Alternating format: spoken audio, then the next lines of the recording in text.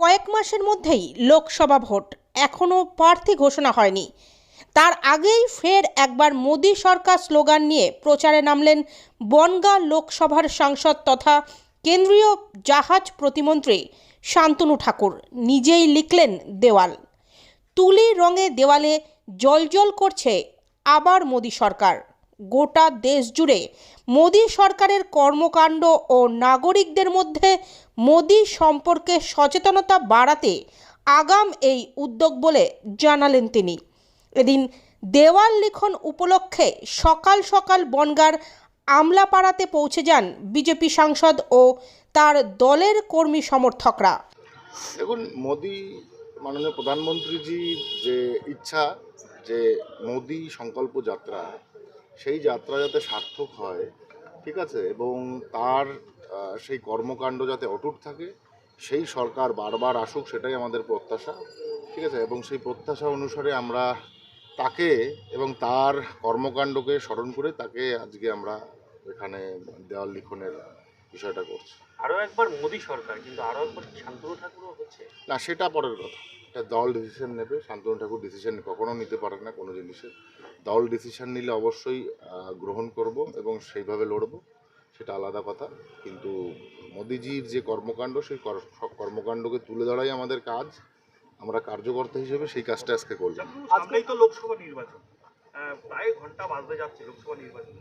তার আগেই এই যে দেয়াল লিখন, মানে এটা কি আগামী লোকসভা ভোটকে সামনে রেখেই দেয়াল লিখন মানুষ কেন করে? কমন সেন্স এবং সিম্পল মানে চিন্তাভাবনা যদি করি, তাহলে অবশ্যই আমি সে কথাটা বলে নিলাম যে বারবার মোদী সরকার আমরা কেন চাইছি, তার কর্মকাণ্ডকেই জাগিয়ে রাখার জন্য। তো এক প্রকার তাই। আজকের থেকে কি নির্বাচনী প্রচার শুরু করে দিলেন? নির্বাচনী প্রচার এটাকে বলা চলে না ঠিক। এটা মোদিজির জাগরণ বাড়ানো, মোদিজির কর্মকাণ্ডে ধারাকে বাড়ানো। নির্বাচনী প্রচার তো চলছে শুধু আজকের থেকে কেন, একদম সেই জবে থেকে জিতেছি তবে থেকেই নির্বাচনী প্রচার চলছে।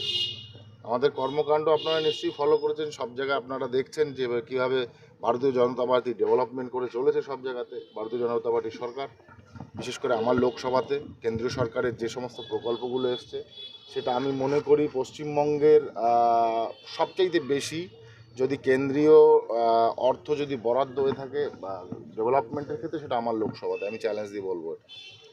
शांतनु बाबू, आज ये जो वॉल पेंटिंग हुआ है, देयाल लिखन हुआ है, इसका वजह क्या है? आप इसका वजह है बार बार मोदी जी आए और भारत को डेवलपमेंट करे, भारत का इंफ्रास्ट्रक्चर डेवलप करे, भारत का जो पिछले 65 सालों से जो ना हुआ काम जो हो रहा है अभी, वो आगे बढ़े। इसीलिए हम लोग चाहते हैं मोदी जी बार बार आए, और वही हम लोगों ने वॉल पे वही लिखे हैं कि बार बार मोदी सरकार।